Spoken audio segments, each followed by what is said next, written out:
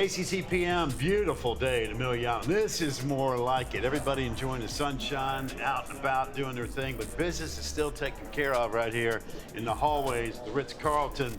And our next guest is the one and only main man, the Georgia Tech Yellow Jackets. And again, Damon Stoudamire, always coming in there with some cool swag, looking the part. We're overdressed. I mean, you know what?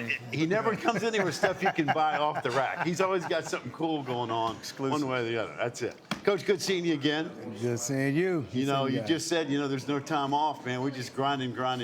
You've been busy. This transfer portal is just a crazy world, isn't it? Yeah, it is. I think the one thing for me, though, is I'm used to it in a sense, because being an NBA guy and coming from the NBA, you have free agency, you have, different ways that you got to do things, and, you just learn to adjust on the run. Yeah. When guys leave or even guys stay, what are the conversations like, and when do they start? I mean, you just re-recruiting guys constantly? I mean, you mentioned the NBA pedigree and having to reset every year, but how's it going? Yeah, well, you rely on your relationships, and then even sometimes the relationship won't get it done. It's understandable. And then I think as a coach, you have to really start to evaluate, your needs and, the different things. But I will always say it's always easier, no different than anything else, to retain, your current group of players if you can, to the best of your ability. Last year, the injury bug was crazy. Again, that's last year. That's old news. Moving forward, you brought in some interesting parts. And this one guy, Cam Kraft, again, you've seen him. You got a front row seat. I think of great shooters like this guy right here beside me now. Talk about some of these new guys you got bringing in, because everybody's roster looks completely different.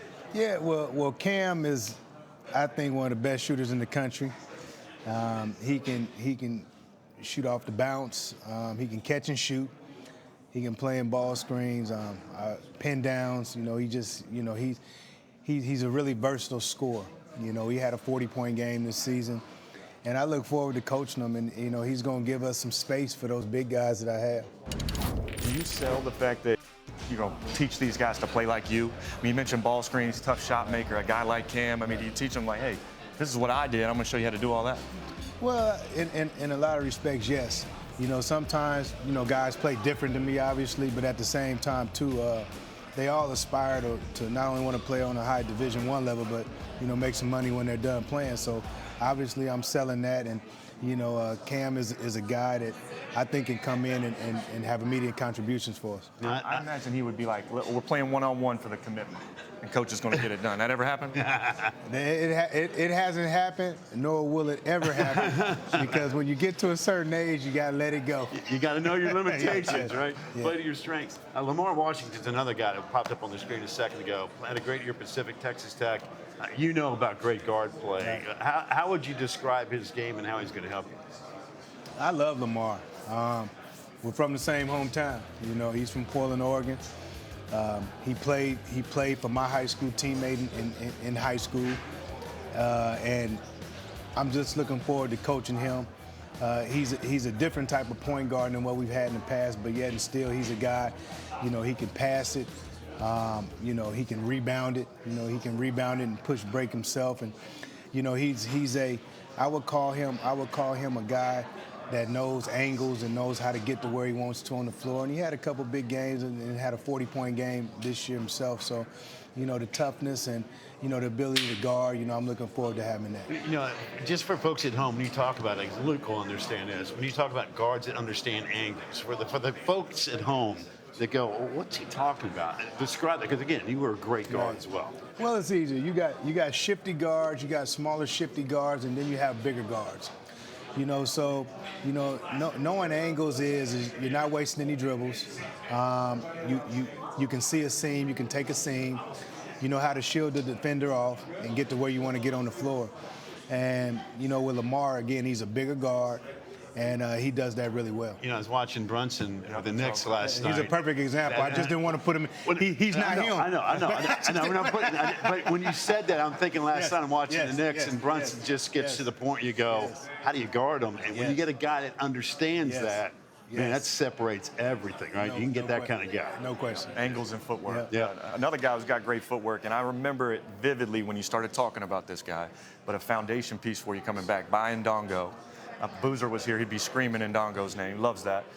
Tell me about how he's the anchor for this team and how he can help you guys with some consistency. Because last year you had huge wins and then maybe didn't have that next punch when you needed that other big win. But what does he do for you?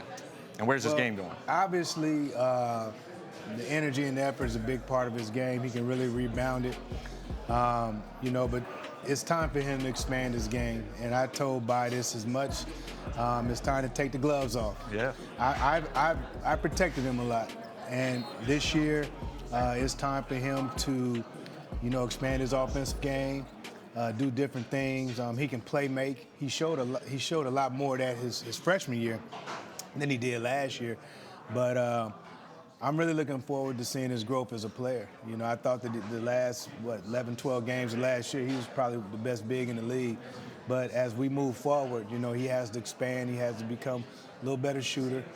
He has to become a little more efficient with his ball handling and his decision making as well. But I'm looking forward to his growth. I like that. Take the gloves off.